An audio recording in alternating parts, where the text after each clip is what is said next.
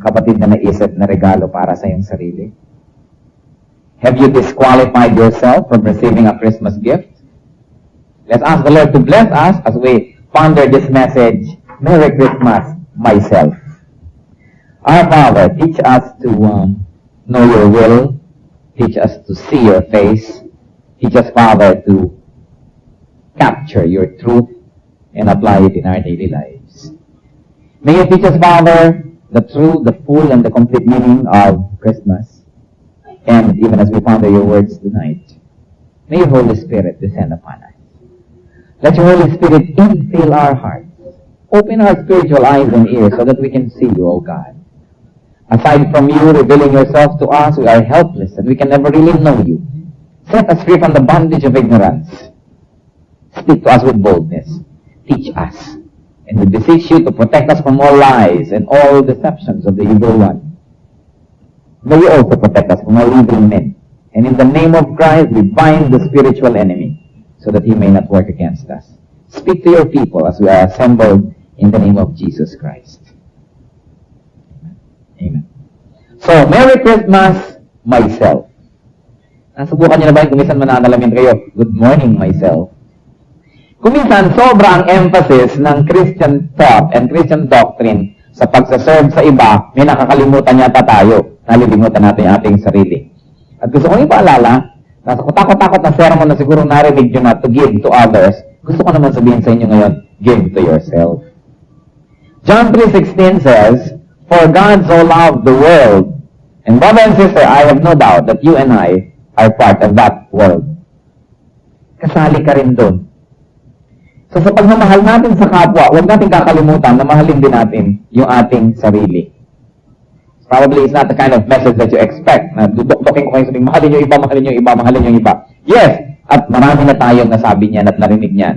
But brothers and sisters, you cannot give what you do not have.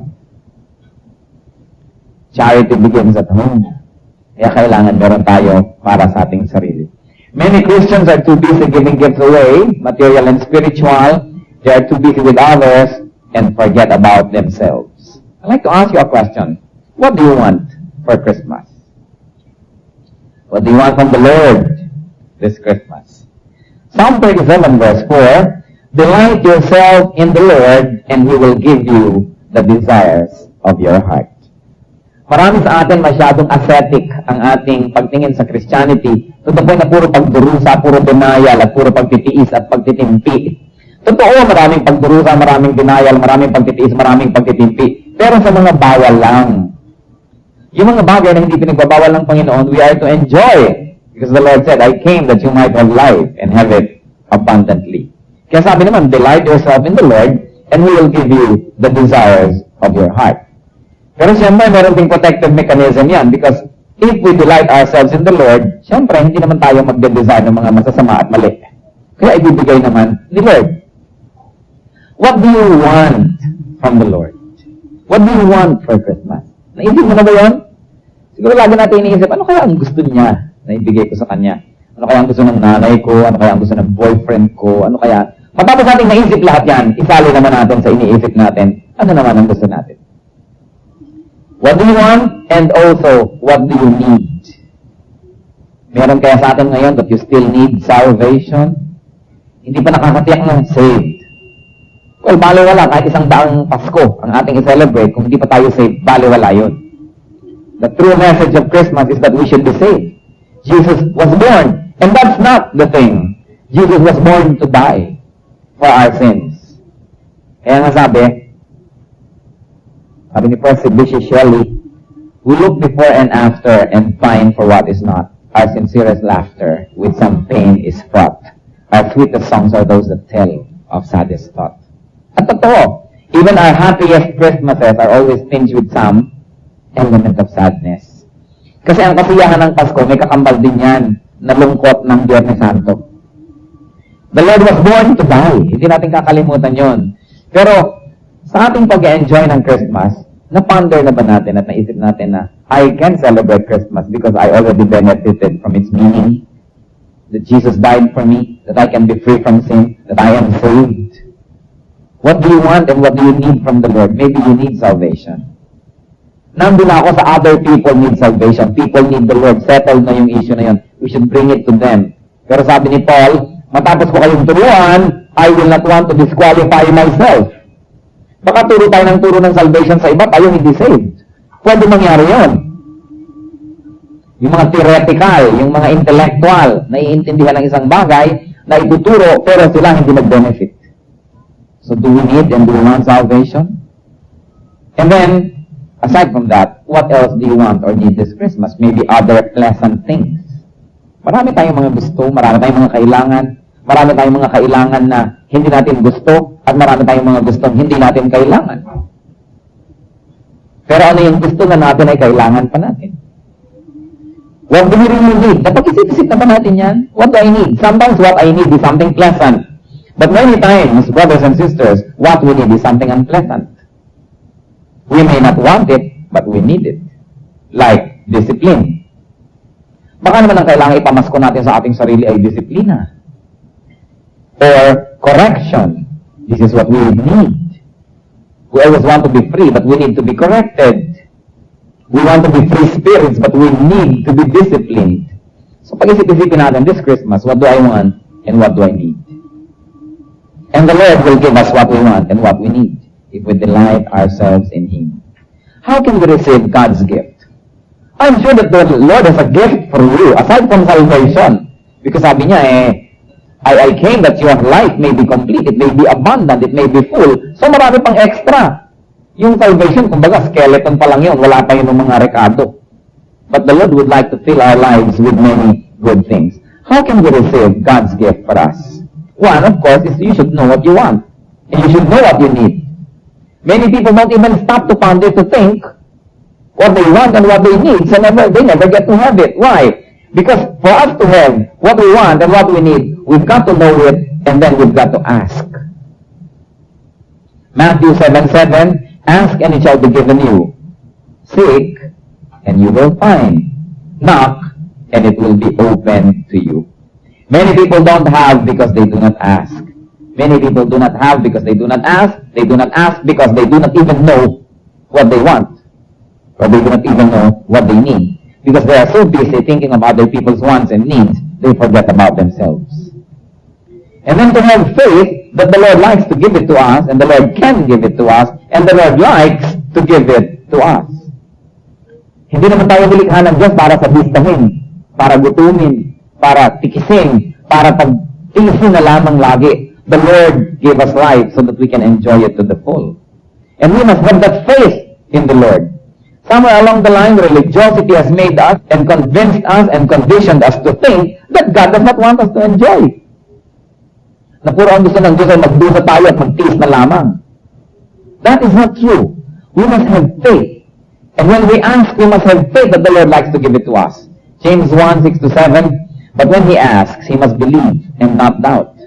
Because he who doubts is like a wave of the sea, blown and tossed by the wind. That man should not think that he will receive anything from the Lord.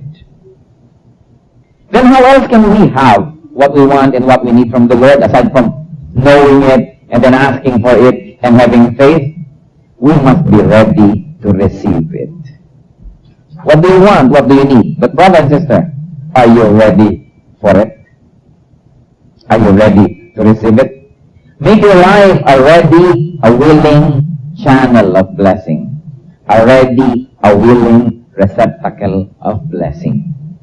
Do we have the elements in our lives that can prepare us to be ready? Maraming mga tao hindi nakakatanggap ng pagpapala, mangyari hindi sila handa. Hindi nila pinaghahandaan. At hindi nila inililinya, ini-align ng buhay nila para matanggap talaga yung pagpapala na yon.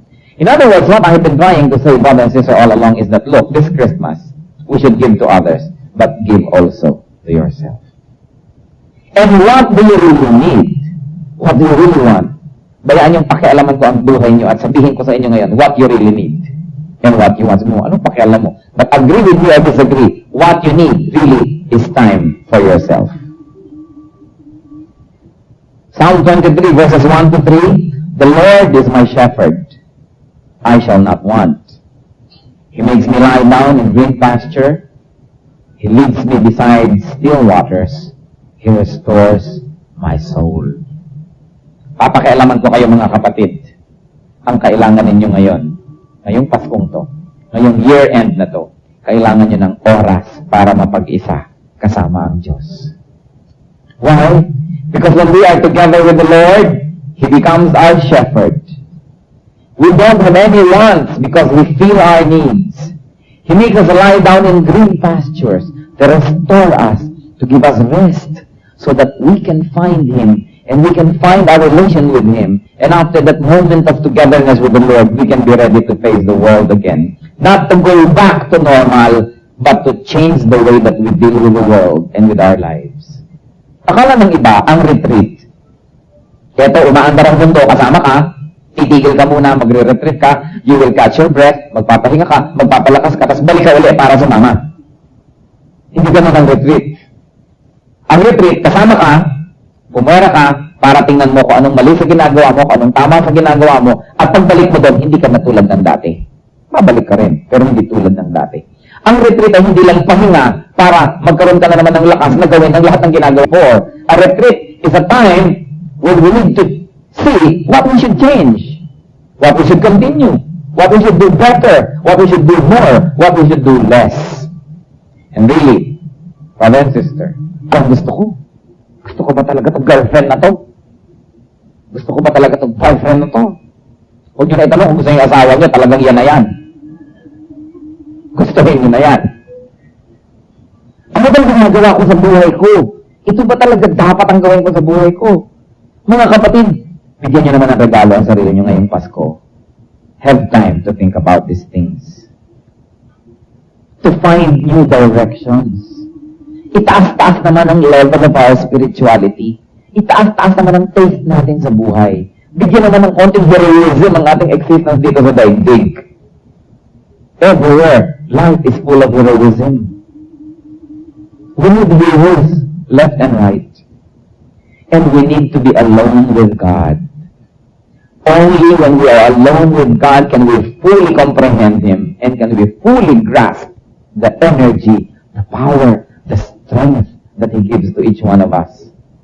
Give yourself time with the Lord so that you will really know what you need and what you want.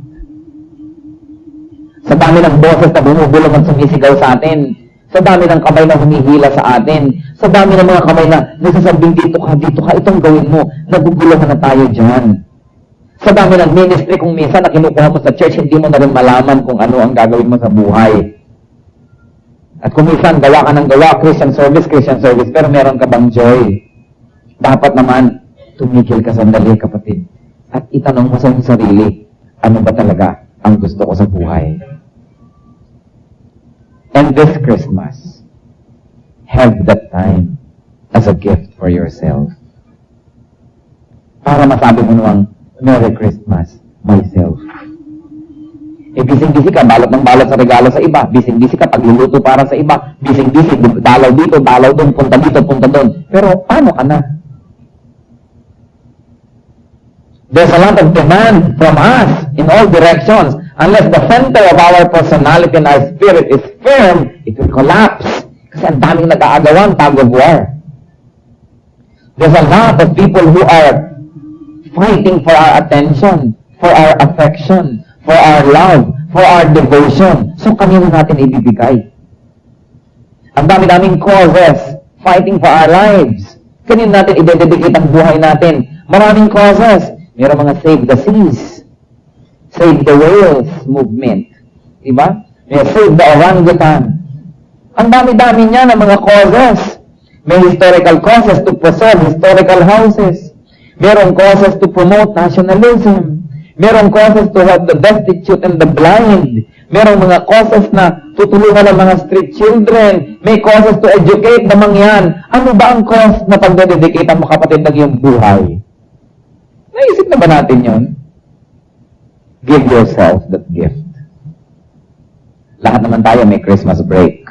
Ang mga estudyante nga, ang haba. Even employees have Christmas breaks. Isingit nyo naman yung sarili nyo. Be a little bit selfish. Mag-allocate kayo, kapatid, ng oras na para lang sa inyo at sa Panginoon. inviolable. Walang pwedeng makialam, walang pwedeng kumuha, walang pwedeng sumingit sa inyo lang. Give yourself that kind of gift. Madly rushing. Lahat ng mga tao nagkakamarata, mag-shopping, magbalot ng regalo, magluto, magluto, ang traffic, ang dami-dami, ang gulo-gulo ng mundo. Kaya ang Pasko, ganyan ba yun? Ano ba yung original Pasko? Tahimik na tahimik ang gabi. Kumukuti-kutita pa mga bituin. And the Lord was born in quietude. Walang mga nangangaroling. Diba? Walang mga kainan ako takot-takot. Walang regaluhan. Walang traffic. Walang nagkakagulo. There was peace. Mahirap gawin yun completely ngayon because we are surrounded by this mad world. But create a private space, a private time this Christmas, and enjoy its peace. That is the gift that I will ask you to give yourself.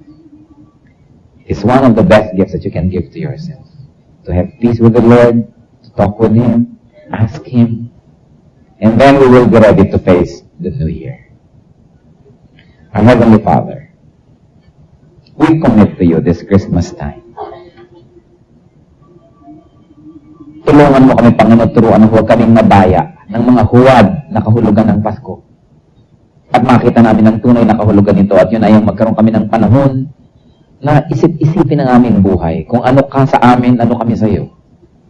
Ano ang mga ibang tauhan ng aming buhay sa aming buhay. At ano ba kami sa buhay ng iba. Lord, in this very confusing and very